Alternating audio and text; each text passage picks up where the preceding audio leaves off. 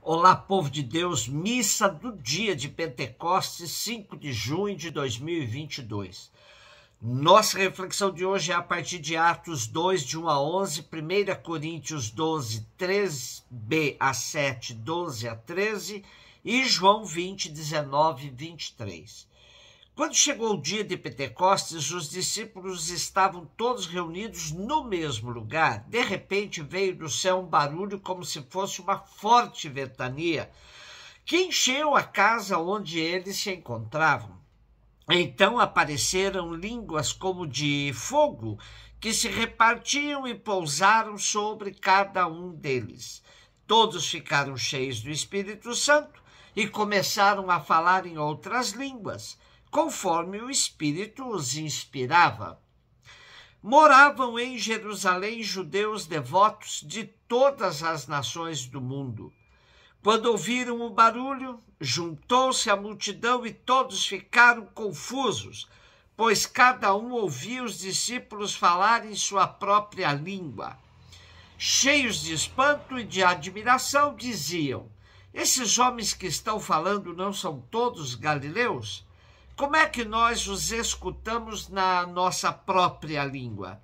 Nós que somos partos, medos e elamitas, habitantes da Mesopotâmia, da Judéia e da Capadócia, do Ponto e da Ásia, da Frígia e da Panfilha, do Egito e da parte da Líbia próxima de Cirene.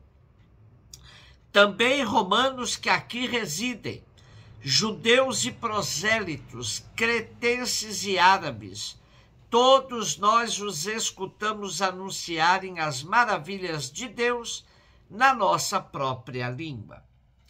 Após a sua ressurreição, Jesus permaneceu 40 dias na terra, revelando-se aos seus discípulos como o vencedor sobre a morte, confortando-os e instruindo-os. Então Jesus foi elevado aos céus, mas ainda que já não estivesse mais fisicamente com seus seguidores, Jesus, 50 dias após a Páscoa, enviou sobre os apóstolos o Espírito Santo, conferindo a eles coragem e capacidade para serem suas testemunhas. A este episódio dá-se o nome de Pentecostes. É o nascedouro da igreja, pois, através do testemunho dos discípulos, muitas pessoas vieram a crer em Cristo e a formar comunidades cristãs.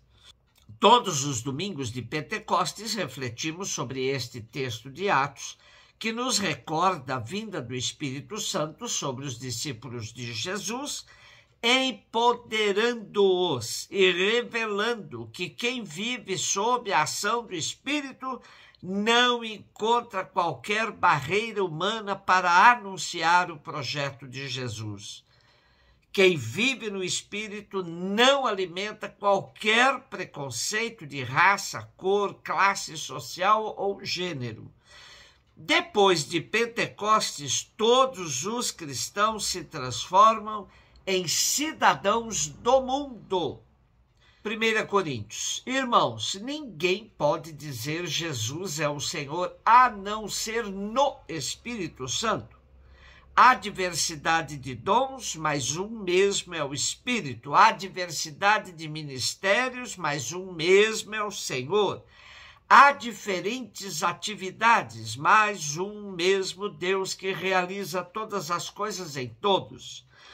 A cada um é dada a manifestação do Espírito em vista do bem comum. Como o corpo é um, embora tenha muitos membros, e como todos os membros do corpo, embora sejam muitos, formam um só corpo, assim também acontece com Cristo. De fato, todos nós, judeus ou gregos, escravos ou livres, fomos batizados num único Espírito para formarmos um único corpo, e todos nós bebemos de um único Espírito. O discernimento dos verdadeiros dons do Espírito passa pelo reconhecimento do senhorio de nosso Senhor Jesus Cristo.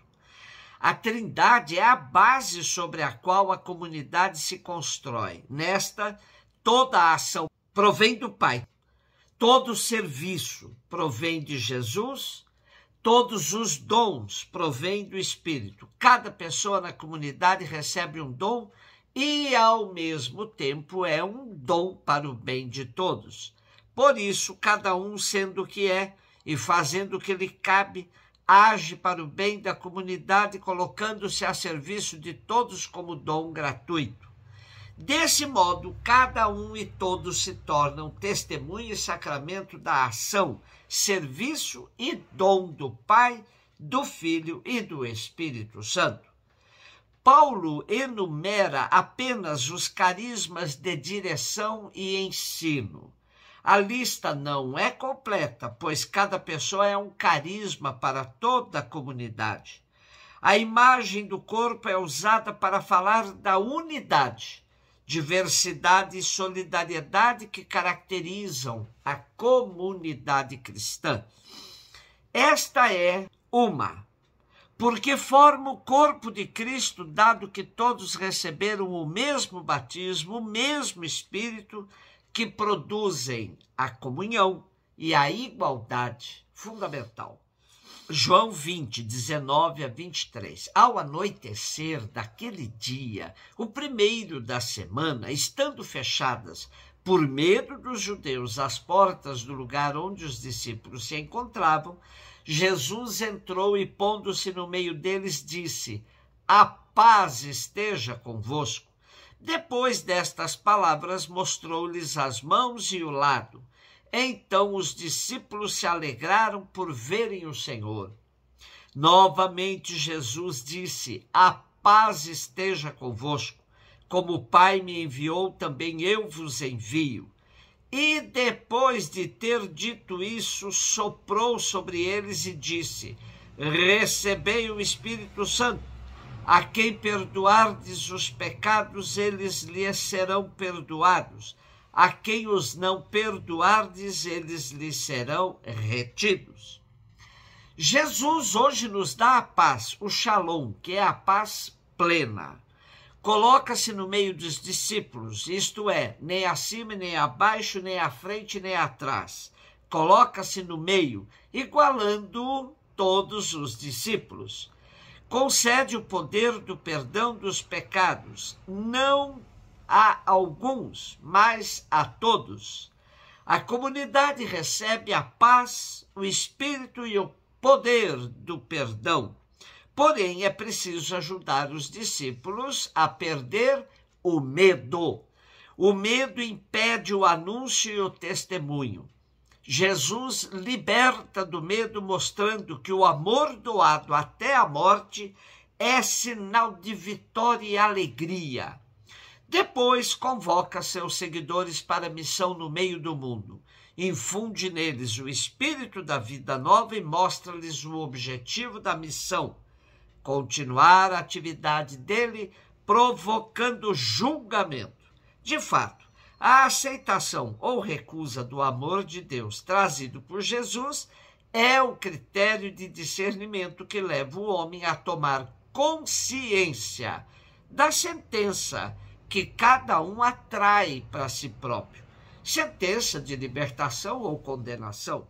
Como partilhou conosco o pastor luterano Ivário Fries, Pentecostes é uma data carregada de significado para nós cristãos e deveria ser comemorada com a mesma intensidade com que festejamos Natal ou Páscoa. É o aniversário da Igreja e o dia em que, tomados pelo Espírito Santo, renovamos o nosso propósito de sermos testemunhas do amor de Deus revelado em Jesus. Ser testemunha de Cristo é compartilhar com os outros, em palavras e ações, o que Deus tem feito por nós e o que Ele nos tem prometido, a salvação e a vida eterna. Entretanto, embora Pentecostes seja um dia tão especial, creio que ainda há entre nós pouco entendimento a respeito do Espírito Santo e sua função. Muitas passagens bíblicas nos ajudam a entender quem é o Espírito e o que ele faz. Como terceira pessoa da Trindade, o Espírito Santo é o próprio Deus, que se revelou a nós como Pai Criador, Filho Salvador, Espírito Santificador. É a maneira de Deus estar presente entre nós hoje. Não devemos atribuir ao Espírito Santo algo que não esteja de acordo com os ensinamentos e prática de nosso Senhor Jesus Cristo, pois ele nos disse que o Espírito que ele e o Pai mandariam para nós recordaria tudo o que ele nos tinha ensinado. Peçamos então o dom do discernimento para, agindo de acordo com o Espírito Santo, vivamos mais intensamente o seguimento de Jesus. Um beijo no seu coração.